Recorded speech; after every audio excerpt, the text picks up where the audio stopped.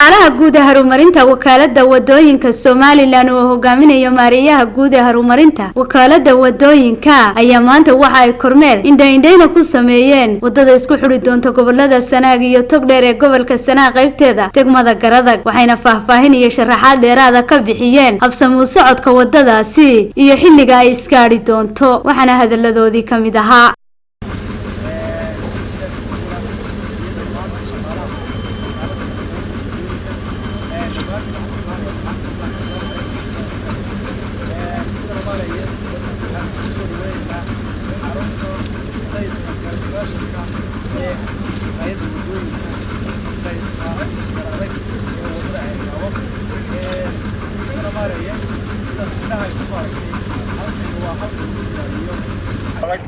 oo waxa uu socotaa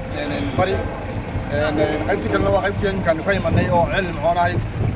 waxayna u soo socotaa dhinaca galbeed insha Allah waxa aan ku rajaweynaa in inta sanadka ka dhiman aan isku keenno meesha la yiraahdo wargun waana farxad ayayna noo tahay muxuu ahaa waxa weeye saad u aragtay shaqadu si mucjisan bay noogu socotaa waan ku soo dhaweynayaa assalaamu calaykum waxaan idinku hambalyeynaya sida mug iyo miisaan kale aad u ololeyseen wadadii muddada haddeer ugu dambeysay 3 bilood hadda aynu joognay si aan caadi ah u shaqeysay jazaaka Allah khayr wajsan wadeeg baan leenahay waxa weeye waa aagi garada dhinaca bariga uga socoto dhinacii ceel macoon iyo dhinacii caadama xagga uga soo socota galbeedka halkaan dhow inay isku timaado sanadka talo dhammaan wadada isku xidhanto saddexdii degmaan hore u sheegnay garada ceel foyn iyo ceel gaabo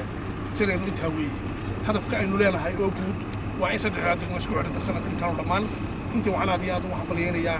madaxweynaha jamhuuriyadda Soomaaliya Muuse Biixi Cabdi wasiirka horumarinta wadooyinka Maxamed Abdullaahi Abubakar iyo dhammaan howlwadeenada ku howlan wadada oo u heelan ay kala go'antay inay wadadaas mashruuca ballaaran ee isku xidhka Togdheer iyo Ceel Gaabo